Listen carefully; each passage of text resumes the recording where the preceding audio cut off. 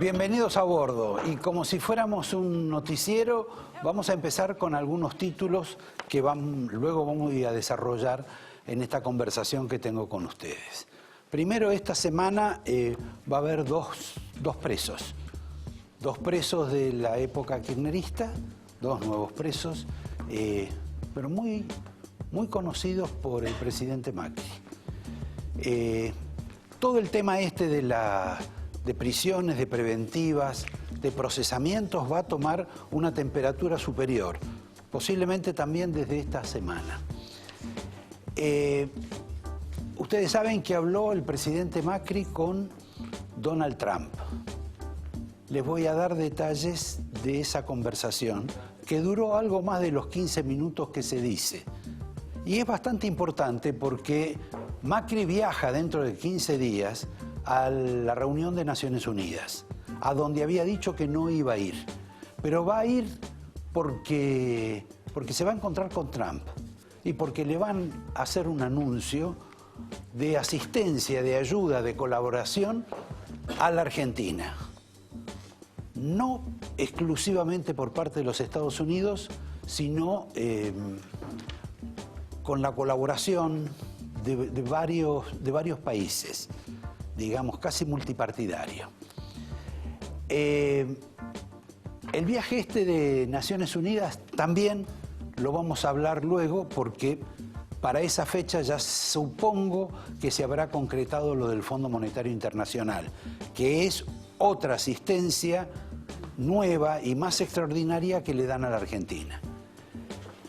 Ustedes lo notaron a Mauricio Macri, según él dice, mucho más tranquilo. Tan tranquilo que no se vuelve loco porque lo armonizan.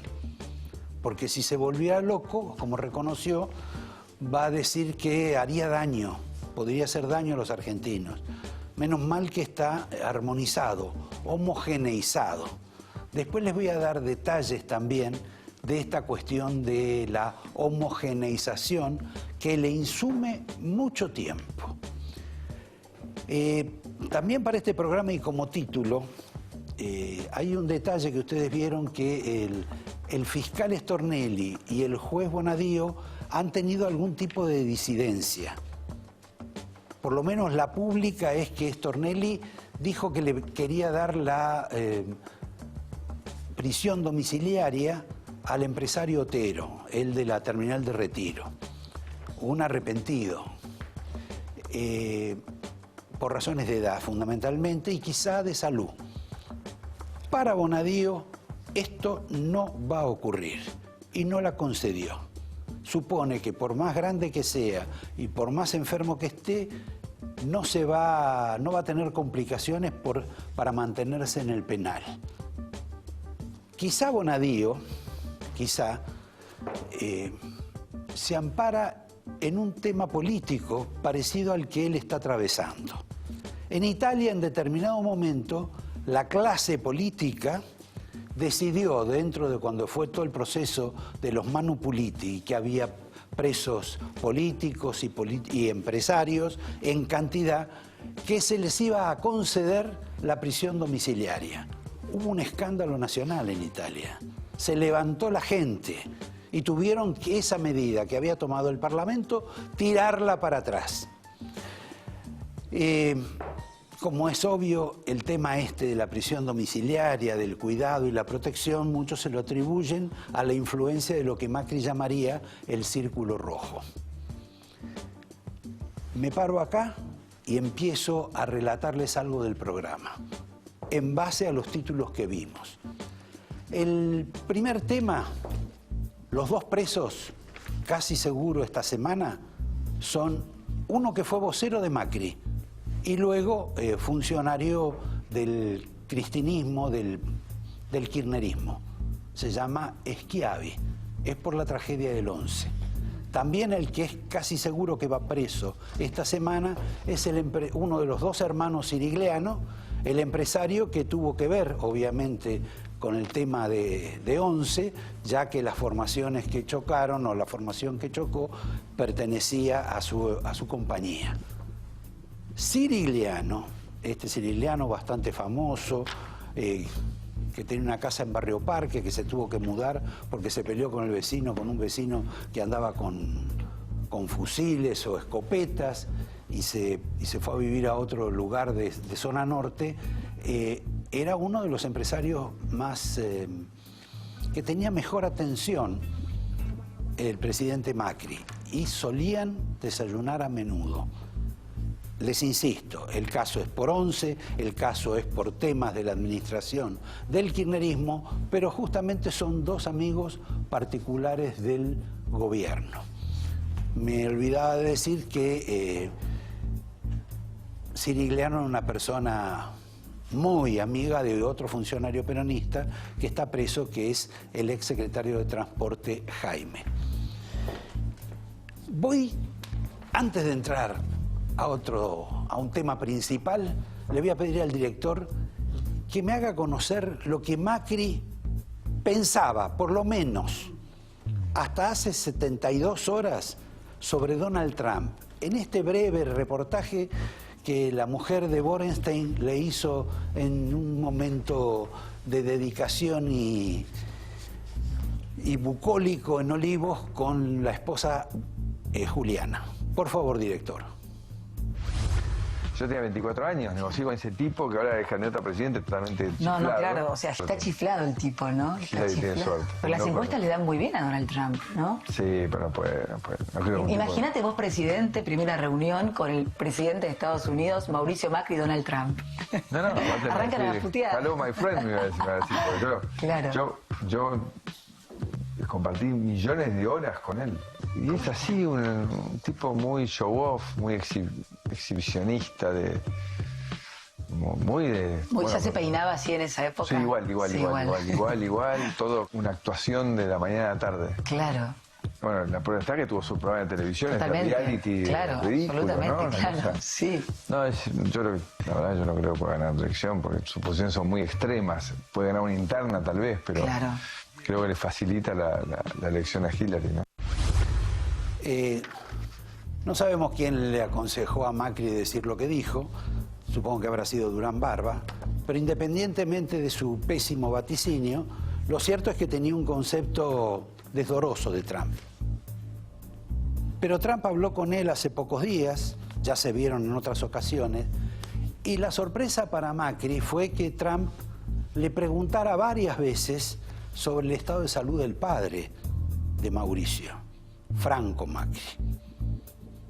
Y la mayor sorpresa quizá para Macri, que está pidiendo lo que se dice una cuerda, un cable, una ayuda, una pequeña ayuda para los amigos o para los no tan amigos, es que Trump estuvo generoso en las palabras, en los términos, y confirmó lo que ya había dicho el secretario del Tesoro en Buenos Aires, el señor Mnuchin, diciéndole que no como lo dijo Mnuchin, porque Mnuchin dijo: vamos a ayudar con todo desde el Fondo Monetario, y si no alcanza, vamos a poner nosotros. Lo dijo hace 45 días, aún así la Argentina ha sido una hecatombe. Pero ahora Trump le dijo en palabras más sencillas: yo te voy a ayudar, no te preocupes. Volvió a preguntarle por Franco, con que, como ustedes saben, no se llevaban nada bien por negocios mal habidos en su momento, pero Trump, aparte de ese interés por el hijo de su ex competidor, le agregó otras palabras. Yo casi no me atrevería a decirlo, porque Trump le insinuó o le dijo a Macri, y esto lo debería confirmar él, que él los quiere ayudar a él y a los argentinos, y que después los argentinos sean como agradecidos, que lo consideren un papá de la Argentina. Sea cierto o no sea cierto, la clave de todo esto es que nunca en la historia de la Argentina un gobierno como el norteamericano, ni con Menem, le dieron tanto respaldo a esta administración. No hay antecedentes de un vuelco tan importante sobre Macri. Y esto interesa porque la plata que pueda venir es plata que consigue Macri, que no le consiguen los radicales, que no le consigue Pratgay, que no le consigue Melconian, que no le consigue Sanz, ni Cornejo, ni Carrió. La consigue Macri. Con lo cual, si tienen el acuerdo con el fondo y viene algún tipo de adicional que después explicaré, la situación de Macri es bastante importante. ¿Por qué? Según lo que dicen algunos, todo es un problema de la influencia china en la Argentina. ¿Qué es lo que Trump quiere evitar? ¿Qué es lo que quiere el gobierno norteamericano evitar en términos generales? Razón por la cual está una guerra comercial con China. Pero bueno, ¿por qué está tan tranquilo Mauricio Macri? Por lo menos es lo que él dice, lo que él reconoce. Porque él sigue trabajando cada tanto con una armonizadora, con una señora de cierta formación oriental, en el sentido oriental, cuando me digo oriental digo más bien asiático, con cierta filosofía que lo hace meditar, reflexionar, que, bueno, que lo hace más feliz, sobre todo en momentos difíciles. Por ejemplo, cuando fue el barullo del otro fin de semana en el cual entraron todos a Olivos, él se quedó en Los Abrojos viendo un poco de fútbol y quizás haciendo algún deporte, también parece que le dedicó más de 3 horas a la armonizadora, a la mujer que lo tranquiliza, que le da sosiego, sobre todo para los momentos difíciles. Él dice que en realidad el sosiego y la tranquilidad lo adquiere con la hija Juliana, haciendo rompecabezas. Pero para hacer rompecabezas de 5.000 piezas, me parece que todavía Macri no está. Debe hacer rompecabezas chiquitos con la nena. Un detalle. Es posible que pronto conozcamos el procesamiento de Cristina de Kirchner. Y simultáneamente al procesamiento, quizá el pedido de detención. No sé si por parte del juez Ercolini, por parte del juez Bonadío, por parte del juez Casanelo. Como ustedes saben, el Senado se va a oponer a esa decisión porque ya está establecido por norma que los senadores no pueden ser detenidos hasta que haya una sentencia firme. En ese caso, ustedes tienen la realidad de Carlos Menem, que sigue siendo senador, tiene todo en contra, le votaron todo, pero falta la sentencia firme de la Corte Suprema, que seguramente no va a llegar nunca. Pero hay un detalle que hay algunos que quizá tratan de interpretar sobre no una laguna, sino sobre un detalle de la norma que impide la detención de un senador o de una senadora, que es el caso en que el senador o la senadora fuera sorprendido en un delito infraganti, lo que se llama flagrancia. Uno dirá, Cristina puede haber incurrido en algo de esto. En apariencia no. No sé, si López hubiera sido senador y lo descubren tirando los bolsos ahí en el convento, quizá el Senado le concedería al juez la prisión para López. Si también una senadora o un senador le pega un tiro a alguien y se ve, también esa persona seguramente iría a prisión. Pero todavía no se sabe cuál es la razón, el fundamento por el cual, por la cuestión de la flagrancia, un juez puede pedirle al Senado de la Nación que la convierta a Cristina en una desaforada. Bueno, ustedes dirán, por ahí ya es una desaforada, pero que le concedan el desafuero a Cristina de Kirchner. Mañana, como ustedes saben, va a haber reunión de Macri y los gobernadores por un nuevo programa, por el presupuesto del año próximo. Va a ser arduo, peleado, pero finalmente van a consentir en algo que, en términos generales, para todos nosotros, significa que no vamos a pagar, que vamos a tener que pagar más impuestos. Porque sea Macri, sean los peronistas, sean los radicales y sea la izquierda, siempre la única forma que tienen para ahorrar es quitándonos más dinero a nosotros. Nos imponen muchos más tributos. Y final, antes de anunciarles a los exquisitos invitados que tenemos esta noche, también les advierto que por ahí, en esta ola de huelgas, de paros, piquetes, etcétera, por ahí tal vez el domingo no haya fútbol, porque el gremio de las entidades deportivas que tiene relación con la AFA está algo quejoso con ese instituto que administra Macri vía el cuñado o yerno de Moyano, el señor Tapia. No quieren reconocer ciertas paritarias y por esa razón tal vez no tengamos fútbol. Los invito entonces a que en apenas un minuto nomás escuchen la charla de alguien que acaba de llegar de Estados Unidos, de alguien que nos puede alumbrar largamente sobre la cuestión económica, no solo porque es un docente, porque tiene formación y está reconocido hasta en el mundo, sino porque también pasó por más de un ministerio. Me estoy refiriendo a Ricardo López Murphy. Luego vamos a tener a la señora Paula Oliveto, que es uno de los miembros más destacados del equipo de Elisa Carrió. Hoy seguramente interesada en ver qué es lo que pasa en este destierro que se está haciendo, en este levantamiento de tierras para tratar de encontrar el tesoro o uno de los tesoros del pirata Morgan en las estancias de Báez. Pero no solo de eso vamos a hablar con la señora Oliveto, no es el único tema que nos interesa. Nos interesa el de la flagrancia, nos interesa el de los arrepentidos y nos interesa también si hay, digamos, excepciones o posibles excepciones a lo que va a decir la justicia, sobre todo con algunas figuras importantes. Y por último alguien que no es un invento de la casa porque se inventó él mismo hace mucho tiempo, se llama Pablo Torres y es el hombre que acá nos empezó a contar desde hace mucho tiempo las tonterías del gobierno de la ciudad, las excentricidades del gobierno de la ciudad que todos pagamos. Desde, por ejemplo, las clínicas para las mascotas, los lugares de terapia para las mascotas.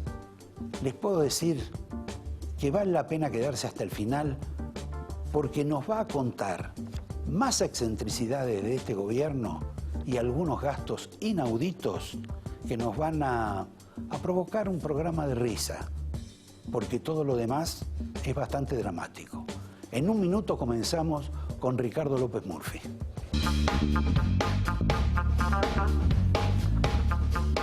Yo le quería preguntar a Ricardo si a vos te parece que la situación de Mauricio Macri el otro fin de semana era tan notablemente pesada que no aguantaba y que, por ejemplo, permitió pensar en echar a Duhovne justo cuando lo estaban mandando un día más tarde de los Estados Unidos a negociar con el Fondo Monetario. Llamar a Melconian en ese momento, que conversaran con Lustó, conversaran con Pratgay como si fueran soluciones. ¿Realmente no te parece que en ese momento el gobierno demostró una escasa seriedad sobre todo el problema económico de la Argentina? No fue feliz eso. Como no fue feliz ese mensaje de 1 minuto y medio sobre acuerdos que no estaban disponibles. No fueron felices. Aún así, al margen no fueron constructivos y revela que hay algún problema en nuestra gobernanza que producimos hechos que nos hacen daño a nosotros mismos. De cualquier modo, Macri tiene, ahora creo que tiene novedades muy favorables. Por ejemplo, estoy hablando una nota de un tal García, el sábado pasado en Perfil, decía que Macri va a ir a los Estados Unidos, a Naciones Unidas, se va a entrevistar con Trump, al margen de lo que Trump lo pueda palmear o ayudar. Lo cierto es que para esa época el Fondo Monetario va a practicar algún tipo de auxilio diferente al que ha hecho hasta ahora, sobre el cual me gustaría que habláramos, y que hay un saldo de una suerte de compromiso de varios países, entre los cuales va a estar Estados Unidos, que le permitirán a la Argentina tener 6.000 millones de dólares adicionales. ¿Qué es lo que puede pasar con el fondo? ¿Qué es lo nuevo que puede dar el fondo? ¿Y qué es lo que el fondo debe estar molesto de tener que aceptar o tragarse por lo que hizo la gestión argentina desde que firmó el acuerdo? A ver, repasemos por qué tuvimos los problemas que tuvimos. Sí. Los tuvimos, yo diría, por 4 causas. Primero, se subestimó severamente la herencia.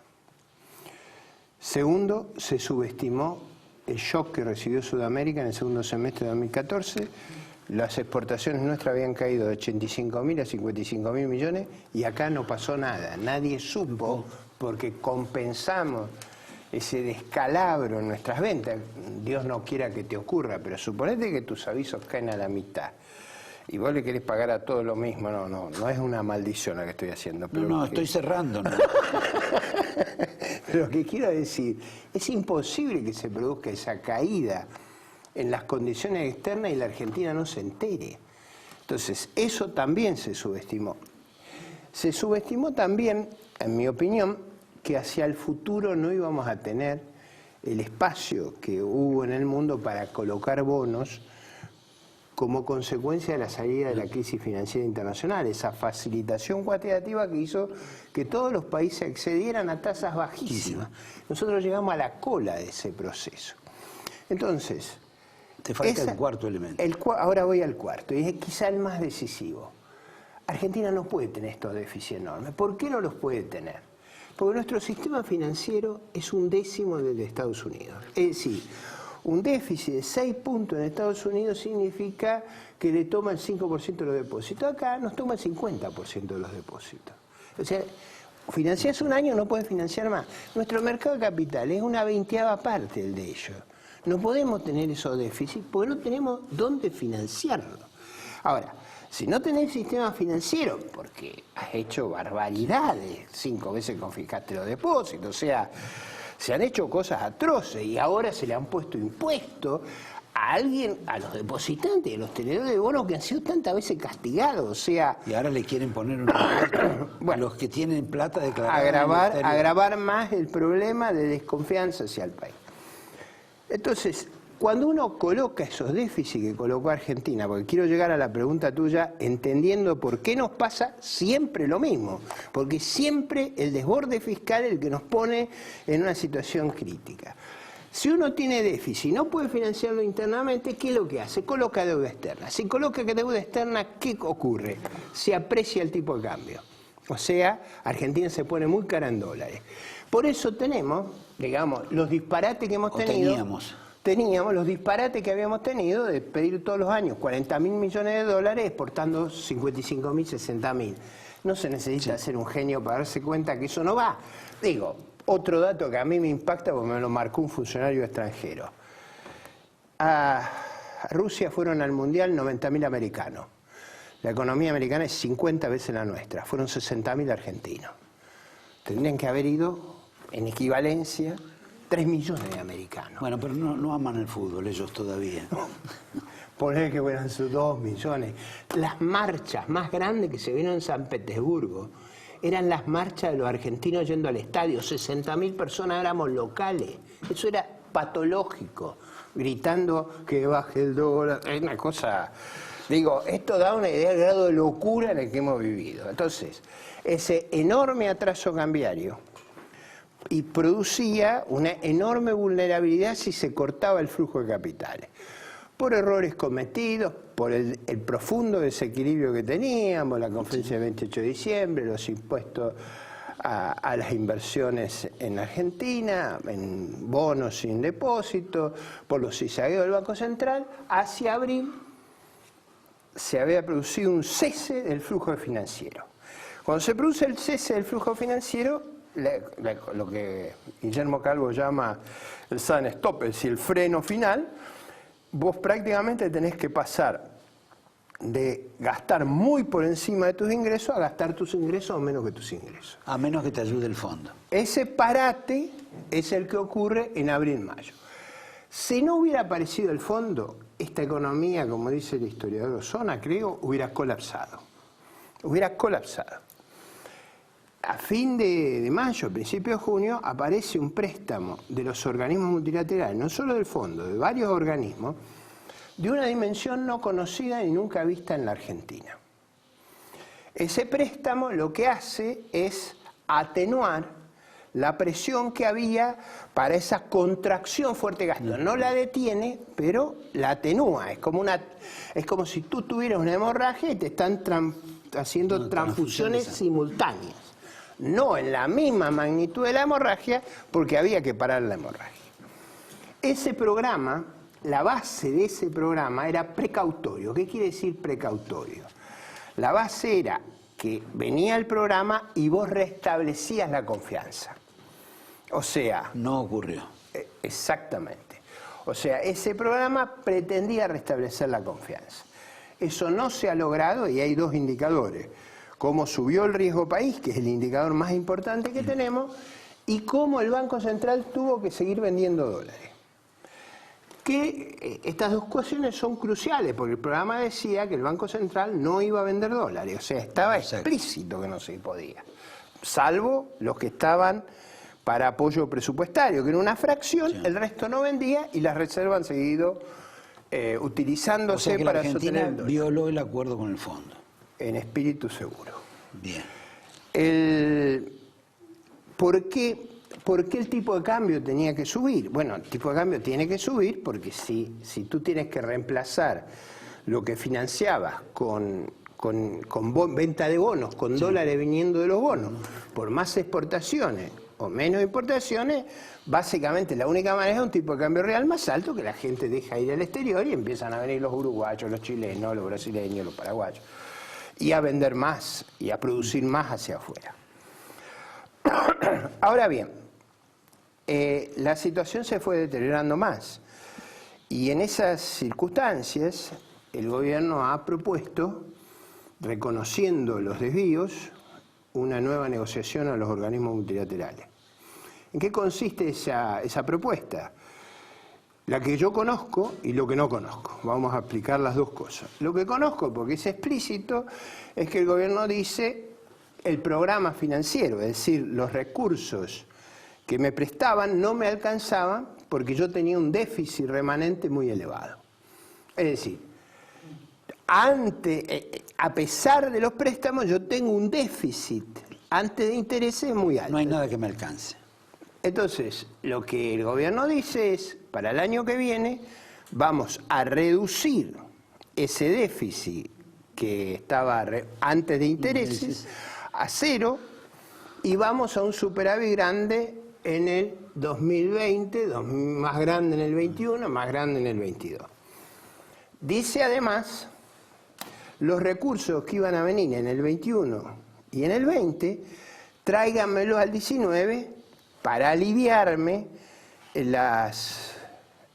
los problemas de confianza que estoy teniendo por el proceso electoral y hago la corrección más honda. Porque si yo traigo los recursos del 20 y del 21 hacia acá, tengo que hacer una corrección más profunda.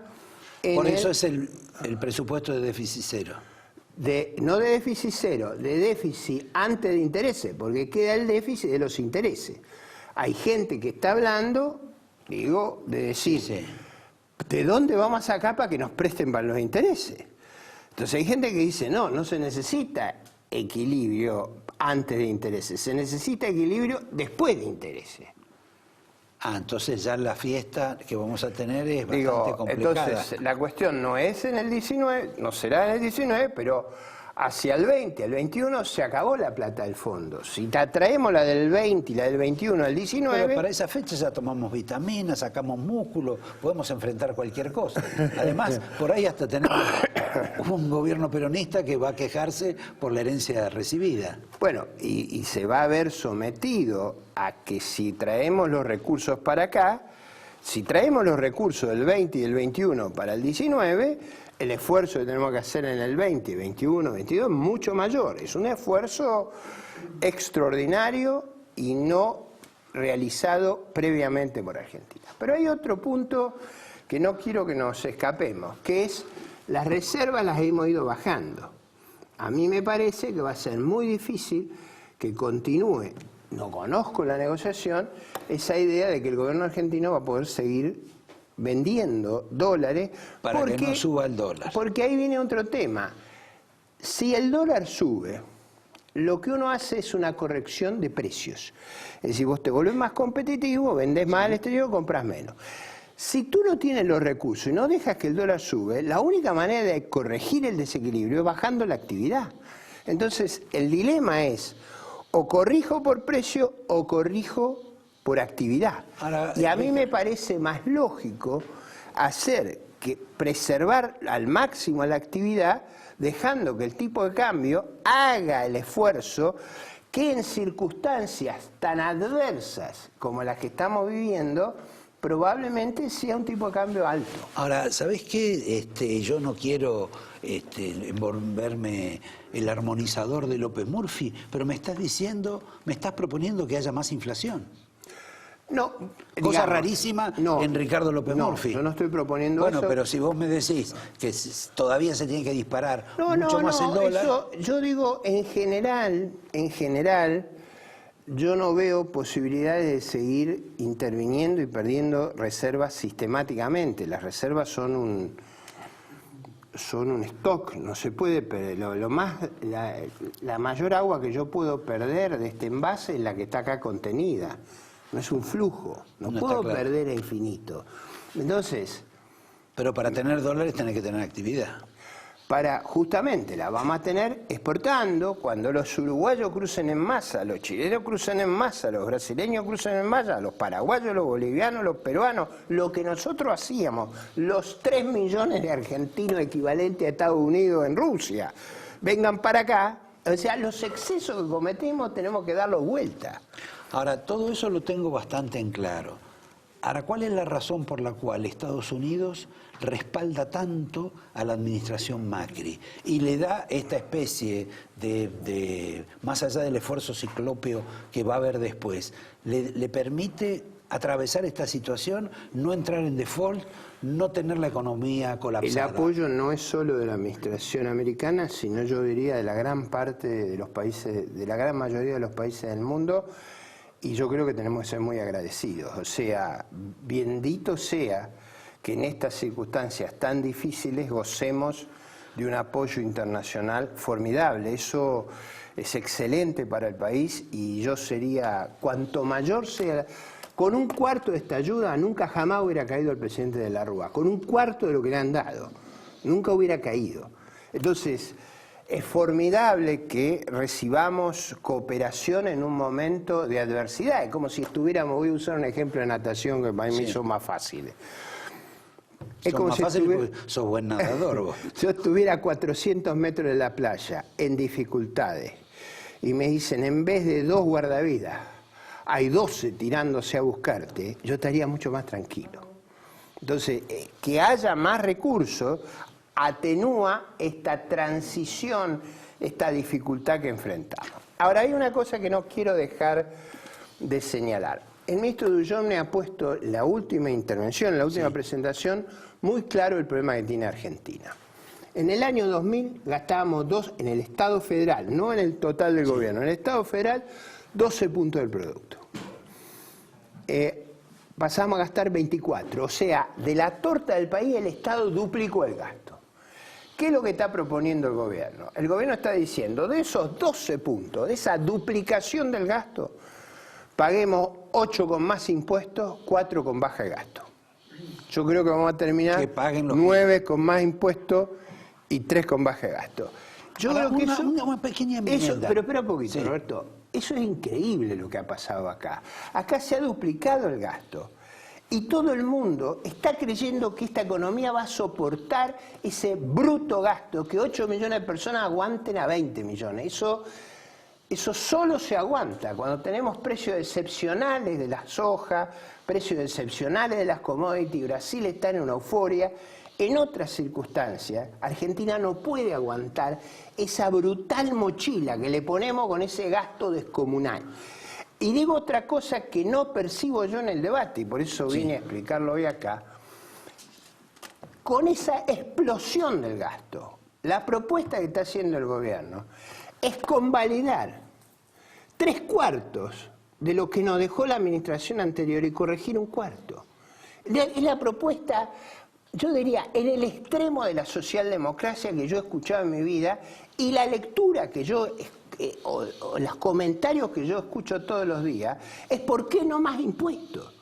Perdón, te lo van a explicar todos los días, te van a decir, aparte, todos se han beneficiado con la suba del dólar, o por lo menos algunos, entonces tienen que poner algo de eso, de ese beneficio. Pero si lo que ha ocurrido y lo que va a ocurrir es que ese sobregasto baja la productividad de la Argentina. Si a los que producen en la Argentina los contraemos a impuestos cada vez más para financiar a gente que vive de los demás, cada vez bajamos más la productividad, cada vez creamos menos incentivos para invertir, menos incentivos para trabajar, menos incentivos para que haya mérito, menos incentivos para que aumente la productividad.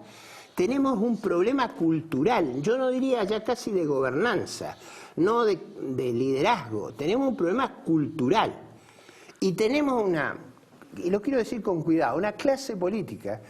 Y cuando digo clase política no digo el gobierno, no digo la oposición, no digo las cámaras, todos. Digo las universidades, las provincias, los que van a las manifestaciones, que creen que a los que trabajan los pueden saquear y los pueden someter a un vasallaje de ahogarlos a impuestos. Yo creo que estamos en el límite donde la Argentina corre serios riesgos de poner en crisis todo su sistema productivo. Porque la idea de que de este problema vamos a salir apretando con más impuestos, a impuestos que ya son extravagantes. Argentina tiene un sistema de impuestos extravagante. Y lo que el gobierno había dicho que iba a corregir, está yendo todo para atrás. Pero, Ricardo, por eso volvemos a impuestos que habíamos superado, por eso dejamos de lado de corregir distorsiones enormes. Acá la inflación produce un impuesto a la ganancia extravagante porque no hay ajuste por inflación. Tenemos impuesto a la exportación, ahora como no tiene ningún otro país del mundo, tenemos impuesto a los cheques, tenemos impuesto al inmobiliario, tenemos impuesto local, tenemos impuesto a los combustibles, tenemos impuesto a todo. Acá yo no sé si nos falta algún impuesto a la humedad. Pero los que protestan y hacen líos son los que en general no trabajan o trabajan poco, y los que trabajan son los que pagan impuestos y les dan... Bueno, eso. pero cuando la presión, esa inmensa presión que excede el gobierno a lo mejor no tiene la firmeza para explicar el problema, porque está con un programa... Pero perdón, el gobierno es responsable... Por eso digo, pero el programa dice, no es solo de los la Kirchner. duplicación del gasto, 3/4 de esa duplicación la vamos a legitimar. O sea, vamos a continuar lo que nos llevó a la gravísima crisis a fines del 2015, no solo lo vamos a continuar, sino que lo vamos a convalidar con una presión impositiva colosal. Y a eso además le agregamos la sensación de que hacia el futuro lo único que nos queda es esperar que durante muchos años vamos a seguir pagando esos impuestos. Ahora digo, en ese contexto, ¿cómo se crean los incentivos para invertir, para innovar, para acumular capital humano, para hacer una economía cada vez más eficiente, más atractiva, como fue la Argentina exitosa? Porque acá hubo una Argentina extraordinariamente exitosa, que fue la que trajo a mis abuelos acá y que llegó a ser uno de los países más ricos del mundo. Y dejamos de ser eso cuando comenzamos este rumbo de crear catástrofes fiscales, de creer que lo mejor es pagar impuestos a los demás para trabajar, para no trabajar, y de someter a todo lo que genera riqueza a una presión insoportable. Yo creo que eso es un camino erróneo, que excede al gobierno, pero que el gobierno convalida. ¿Sabes una cosa, Ricardo? Estás para volver a la política. No sé si eso, por lo menos voy a librar la batalla cultural con las últimas fuerzas que me queden, con toda la energía y con la misma firmeza que lo hice esta noche aquí. Bueno, te agradezco, te doy una botella de vino para que te acuerdes, te doy un angelito para tus libros. Y yo te dejo 2 libros. Uno sobre mis opiniones, yo diría filosóficas, porque luché y hice lo que hice en mi vida, que se llama Los valores de la libertad. Y otro sobre políticas públicas que explica el fenomenal esfuerzo que tuvo que hacer España para normalizarse. Porque eso no es verdad que los demás países no hicieron esfuerzo. Te voy a decir un caso. Irlanda tuvo una crisis más grave que la de Argentina. Irlanda está desplegándose como una nave exitosa, gallarda, no haciendo lo que estamos haciendo nosotros, sino yendo para el otro lado. Te agradezco, Ricardo, les agradezco a ustedes y los invito a que en un minuto, este hombre acá me complica. Para que la propaganda sea más efectiva. Se ve igual, la publicidad, por favor. Claro, la publicidad. Los invito a ustedes a que seguramente con el mismo fervor de Ricardo tengamos ahora enfrente a una de las damas de hierro de Elisa Carrió, a la señora Paula Oliveto, con toda esta historia de los bolsos, de las excavaciones, de los arrepentidos y de este otro final o de este otro costado de una Argentina que, según nos indica Ricardo, va a estar bastante complicada por más que nos ayude Trump. O sea que sin ayuda sería mucho. Sin ayuda hubiéramos colapsado. Con ayuda igual queda un esfuerzo muy grande. Gracias, Ricardo. En un minuto entonces, Paula Oliveto. Gracias, Roberto García. Es casi un mellizo. Paula, ¿cambia algo si llega a aparecer algo de plata en esas bóvedas inmensas que dicen que hay en el sur? Digo, las causas jurídicamente. No, el nivel de pruebas es absoluto. Nunca hubo una causa con tanta cantidad de pruebas, tanta gente que se arrepiente, tanta trazabilidad de las obras públicas y de los fondos. Digo, del sentido del derecho. Lo que cambia es la posibilidad de recuperar esos bienes, ¿no? Por la falta de la ley de extensión de dominio. En realidad, si nosotros le aplicáramos la figura del lavado, podríamos tomarlo. Estamos esperando la extinción de dominio, pero aún así, el hecho de reconocer el dinero y en muchas de las causas está la figura del lavado, es muy importante. Bueno, además, ahora, desde lo simbólico, la gente quiere saber dónde está la plata que le robaron. Bueno, por eso sería interesante si apareciera esto.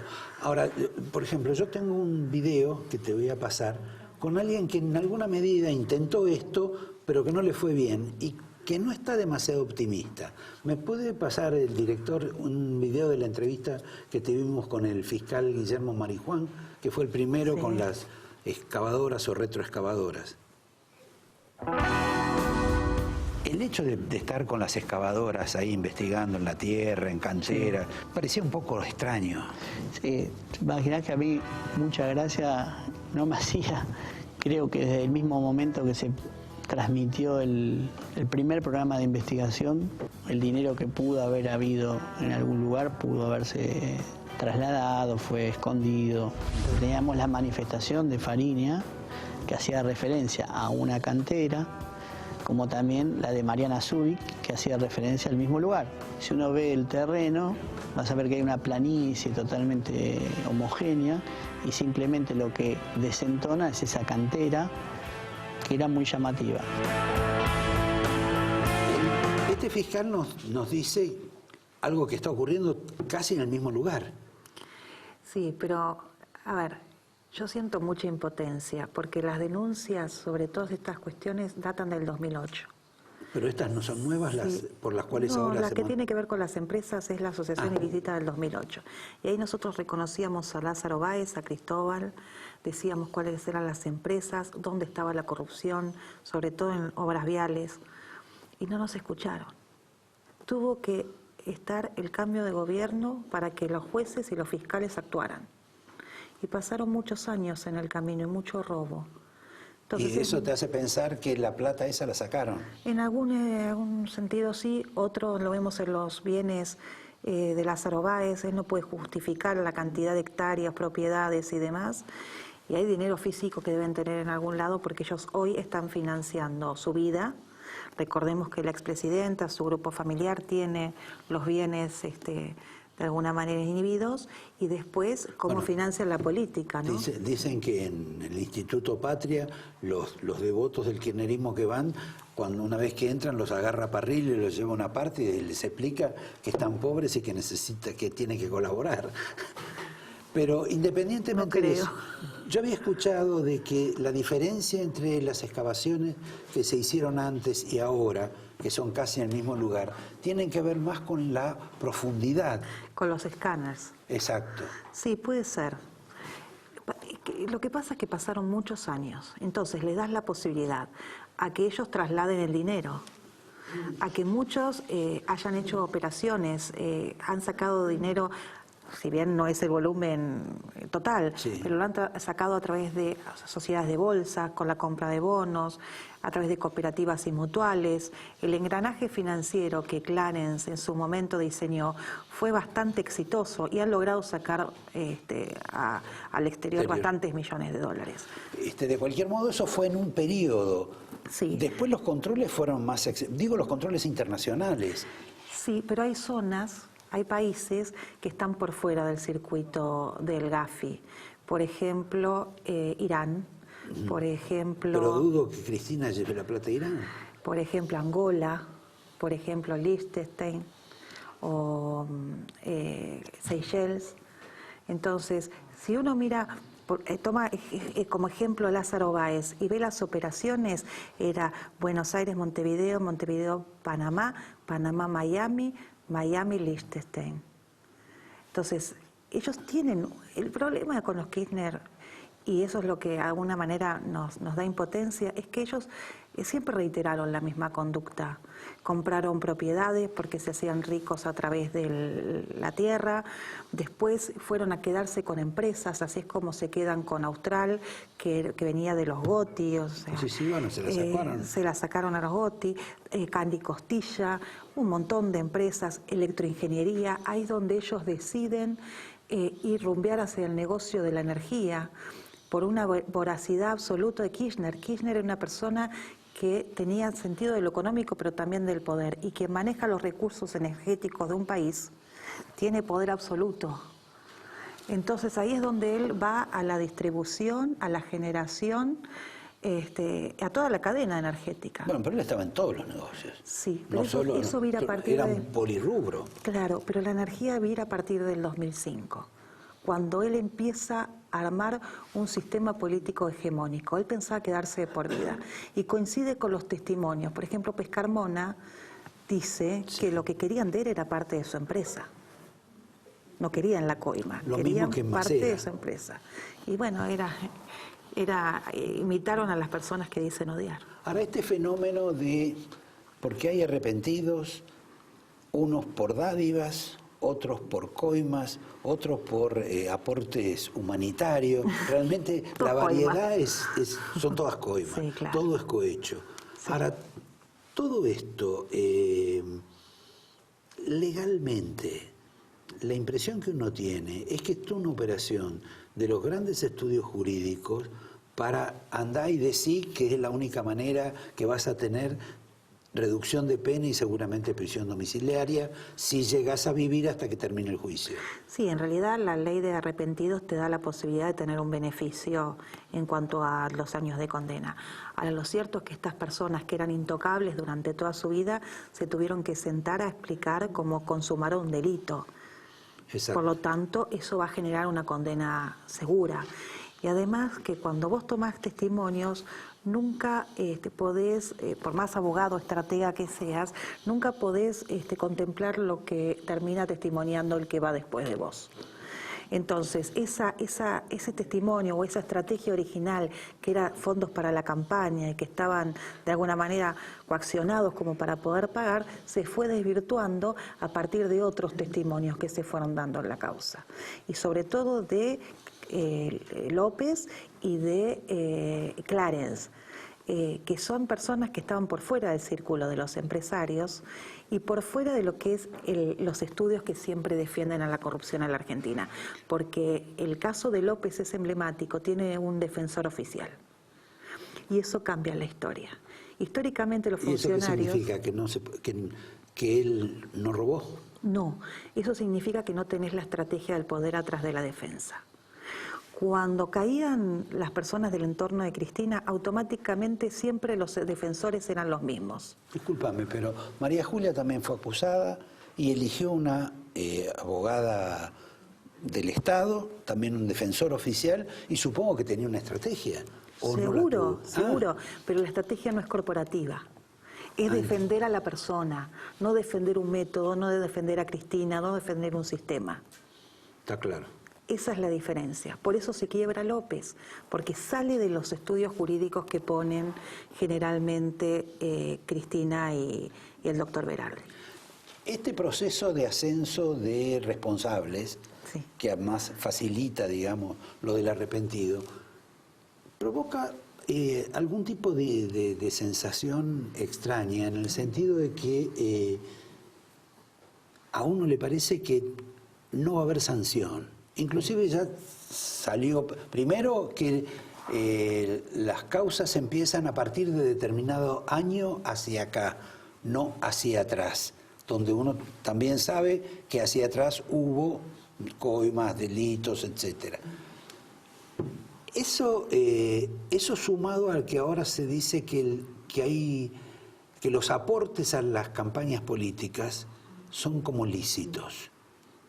No. ¿O que serían considerados así? Depende del origen de los fondos. Si el origen de los fondos de esa campaña es un origen ilícito... Pero ¿y quién va a probar cómo es el origen? Lo que van a probar es que es evasión fiscal. No, porque, a ver, primero la plata del Estado que en obra pública se invierte es plata blanca. Sí. Por lo tanto, el ingreso tiene que estar contemplado en la contabilidad de las empresas y en la tesorería y en la contabilidad del gobierno. Vos tenés que probar cómo de esa plata blanca justificaste el aporte a determinada campaña. Con facturas truchas. Bueno, la facturación apócrifa es un delito. Claro, pero a lo que me refiero eso es evasión fiscal. Y por evasión fiscal, por ejemplo, toda esta gente que blanqueó plata, no le van a poder anular el blanqueo porque por la evasión fiscal no se anula el blanqueo. Y además, lo que ellos robaron con las empresas, como blanquearon como persona física, no van a ser sancionados. Eso en la medida que yo no te pruebe que el origen de los fondos proviene de una negociación ilícita. ¿Esto qué quiere decir? De una licitación direccionada, de sobreprecios, de una falsa compulsa, de una redeterminación también con parámetros apócrifos. Entonces ahí ya no es el tema nada más que un delito fiscal, es fraude en perjuicio de la administración y te cambia el sentido. Ahora, entre nosotros, ¿vos crees que ese tipo de investigaciones van a ser tan profundas en ese plano? Yo tengo 22 años de auditora. Mi formación, yo soy abogada administrativista, pero mi formación es en auditoría. Es muy fácil determinar cuando una licitación está direccionada. Cuando las mismas tres empresas te ofertan siempre y cómo de alguna manera te direccionan quién la va a ganar y cómo subcontratás. Y esto se ve en este tipo de licitaciones. Nosotros lo venimos denunciando desde 2004. Hay un informe que se llama Obra Pública, Clientelismo, Política de Estado, donde explicábamos cómo era el mecanismo técnico por el cual siempre salían beneficiadas determinadas empresas y cómo empresas sin experiencias les iban dando de a poco determinadas obras para generarle los antecedentes y poder llegar a obras más grandes. Y es así como Electroingeniería, que era una empresa muy chiquitita de tableros frente a la cárcel de Uspallata, donde trabajaba entre otros el hijo de Vido, terminó quedándose con obras de la envergadura de Yacyretá. En algunos casos se convirtió en una empresa transnacional. Esto fue una planificación absoluta del kirchnerismo. Si uno lo entiende desde el punto de vista de que eran una máquina de pensar para el mal, y además el contexto, Roberto, cuando esto lo hacían, la sociedad los apoyaba.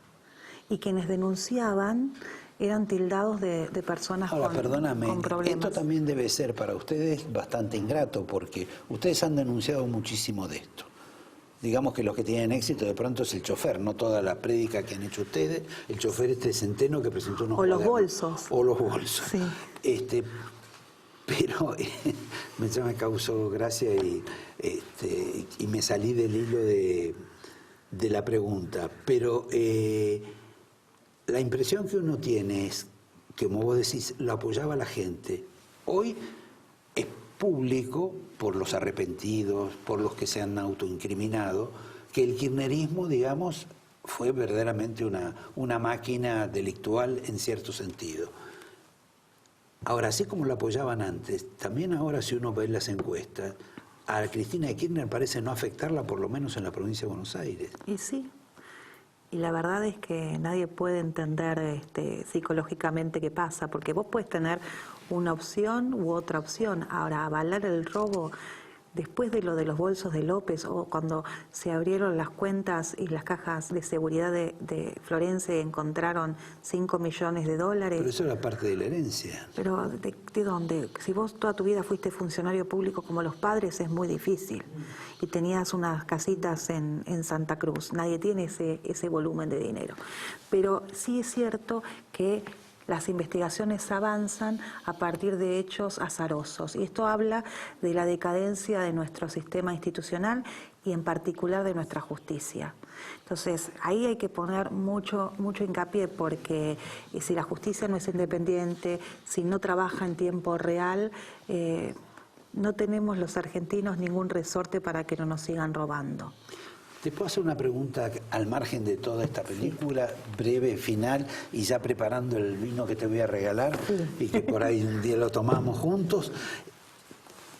Ustedes han tenido un conflicto, se le escuchó a tu jefa, sí, Carrió, claro, hablar de los ladrones de los radicales. Lo dijo la semana pasada, puntualizando, y además, no voy a decir quiénes son, pero todo el mundo sabe a quiénes ella imputa como ladrones. Para el radicalismo, para el señor Cornejo, que puede ser candidato a vicepresidente de Macri el año que viene, máxima autoridad, su respuesta fue que esa acusación era altisonante. ¿Me podés explicar en cómo conviven juntos alguien que es ofendido, imputado como ladrón, y que dice no, que eso es simplemente algo altisonante? Nosotros, yo lo que te puedo decir es que la doctora Carrió y la coalición cívica vamos a acompañar al gobierno y vamos a ser parte de Cambiemos, que nosotros no somos lo mismo que el resto de las fuerzas políticas, sino somos una alianza que trabaja junta y que con diferencias está trabajando en conjunto. Y ¿sabes qué? Lilita es como es. Ahora, esa rebeldía y esa forma de decir la verdad hizo que se sostuviera a pesar de todas estas avatares a lo largo del tiempo. Bueno, un día te voy a invitar a que me cuentes cómo es. Y mientras frontal, comprendo, honesta, una gran persona. Y además que a veces hay que traerse algunos sapos. Te agradezco, te doy el angelito, te pido que te lleves los haroldos, el vino para alegrar. Espero que guste. Es un libro de Oriana Faleacci que se llama Entrevistas con la Historia. Ah, sí, claro, lo conozco. Este es anterior al del... Y hay muy lindas entrevistas. Ah, fantástica esta mujer. Bueno, te agradezco mucho y a ustedes los invito a que en un minuto nomás, mientras yo abro el libro que va a estar sorteado por ustedes, tengo una habilidad enorme para... Hay que romper quizá para suerte. Quizá para robar libros sea más eficiente que para esto. Así les muestro el título que tuvo la gentileza ella de traernos. A pedirles que se detengan un rato a escucharlo a nuestro amigo Pablo, más conocido como Abdón, Pablo Torres. Este es el libro que está sorteado para ustedes, que nos va a hacer un programa absolutamente divertido y diferente sobre las excentricidades y designaciones absurdas que hay en esta administración, algunas verdaderamente cómicas. Les propongo inclusive que vean la del inodoro, porque es realmente fascinante. ¿Cuánto puede costar un inodoro en la administración pública argentina? En un minuto lo vamos a saber. Gracias.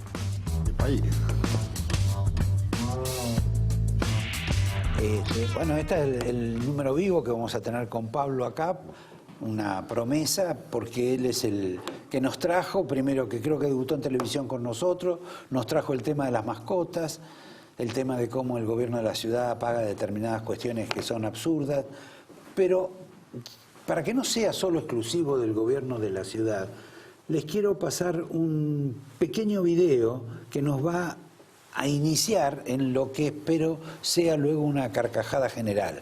Por favor, director. Gente que fue nombrada a principios de 2017, que su repartición fue víctima de la chica estatal de Macri, pero después, con fecha 22 de marzo, uno se encuentra con que designan 4 personas, las nombran como asesores del ministro de Hacienda. Y cuando uno va a ver lo que ganan, uno ve unidades retributivas un tanto abultadas. Las unidades retributivas creo que tienen un valor de 31,71. Cuando uno multiplica, le da un sueldo de subsecretario. Son gente que en teoría salió del Estado con el producto de la chica del Estado, pero al mes siguiente estaba reingresando con un sueldo similar. Bien, esa fue una participación de Pablo explicándonos cómo lo que decían que habían sacado gente, no sacaron a nadie. Luego esto se ha hecho mucho más férreo, presuntamente, por parte del gobierno. Han decidido adecentar mucho más la administración, racionalizar, echar más gente. ¿Esto es así o no? La verdad no se ve reflejado en los boletines oficiales o no se ve reflejado en los portales de compra. Porque lo único que hemos resuelto hasta ahora es que en lugar de 21 ministerios decimos que tenemos 9. 9. Bueno, pero ellos mismos han admitido, lo han dicho públicamente, creo que el ex ministro de Cultura ha dicho que el achicamiento no tenía como razón de ser recortar gastos. Ellos mismos lo dijeron. Y sino que era una cuestión operativa para tener mayor operatividad en la gestión. Para que menos voces lo molesten a Mauricio. Ajá. Entonces ahora crearon el cargo de secretario de gobierno. O sea, está el ministro, el jefe de gabinete, el jefe de ministros, el ministro, el secretario de gobierno, el secretario y el subsecretario. Tenemos un escalafón medio extraño que es el secretario de gobierno. Que es el caso de Ibarra. Que es el caso de Ibarra, el caso de Abeluto. Pero Ibarra tenía en apariencia mucha experiencia en materia de racionalizar, porque él estaba a cargo de la modernización del Estado, que por el momento todavía no lo vimos. Todavía no se han, o sea, sí se han agilizado algunos trámites por internet, pero digamos, en lo que es adelgazar el Estado, la verdad no lo he visto. El otro día estaba leyendo un mensaje de la señora Alcira Argumedo, que supongo que es un tema que vos también lo trataste.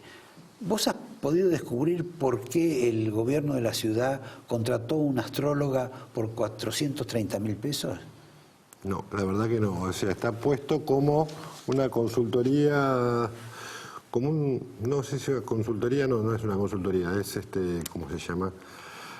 Una capacitación, un coaching astrológico. ¿Para quién? Para jefes directivos.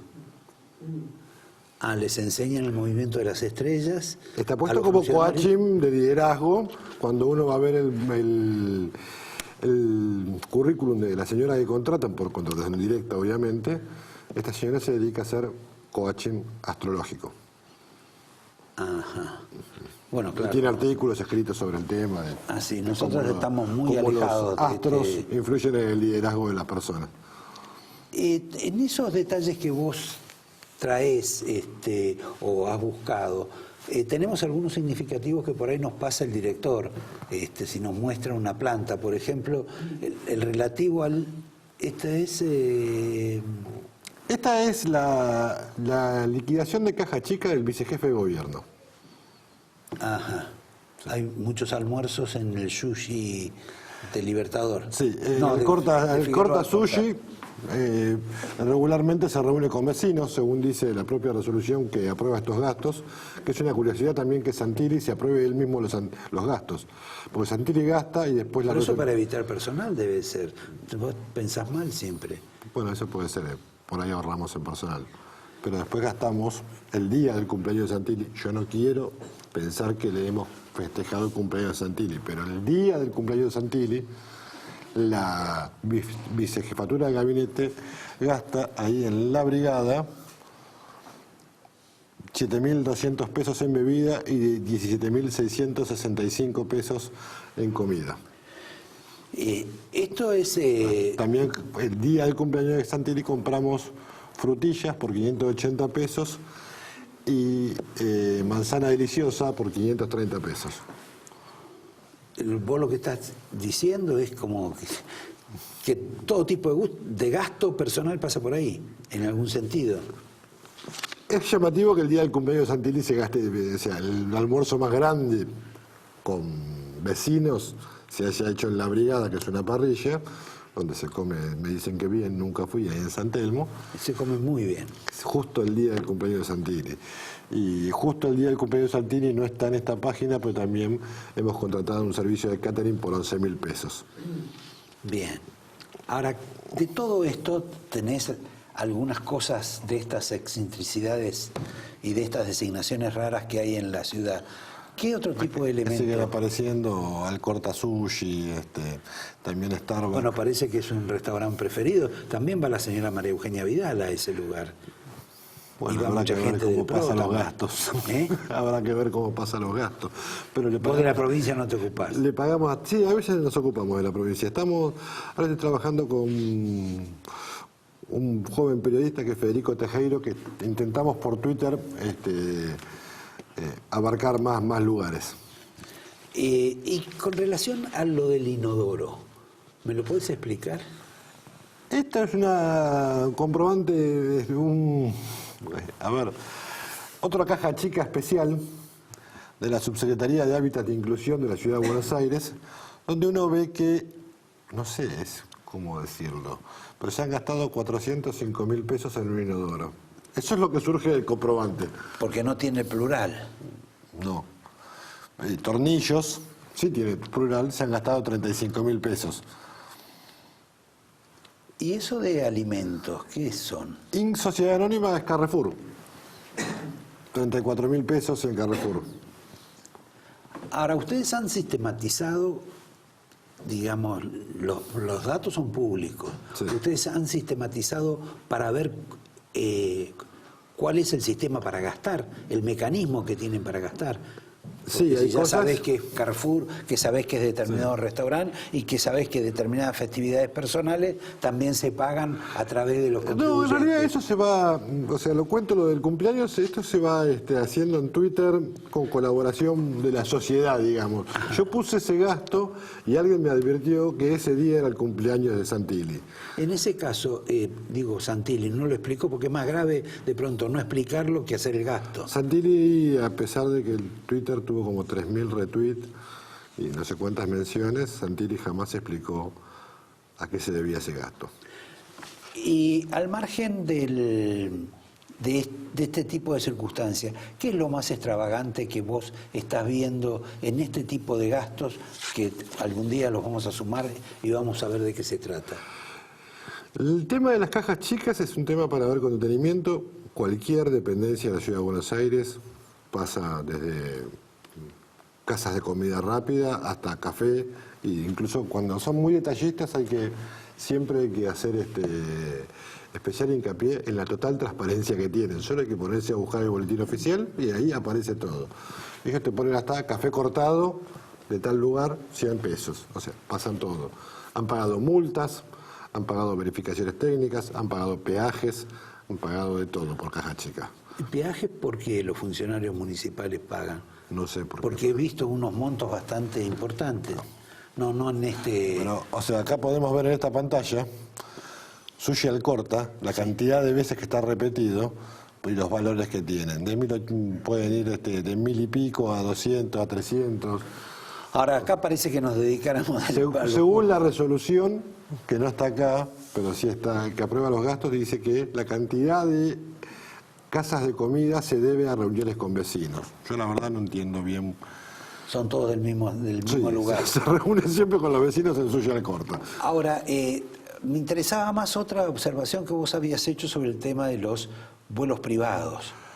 En los vuelos privados sí, ahí tenemos, esto es Nación ya, esto es Ministerio de Modernización de Nación, porque esto cotiza... Esto es del nuevo secretario de Gobierno. Claro, Andrés de Ibarra. Esto cotiza en dólares estadounidenses. Ajá. Tenemos vuelos se fue a Rosario y después a Mar del Plata, $9.000. Este se va de Mendoza va de Jorge Newbery a Mendoza y de vuelta, $12.000. Estos ya no dicen a dónde se van porque no, la información está completa, otros $12.000. Ahora, $25.000, 15 días. No es que el propio Ibarra decidió prohibir los vuelos privados.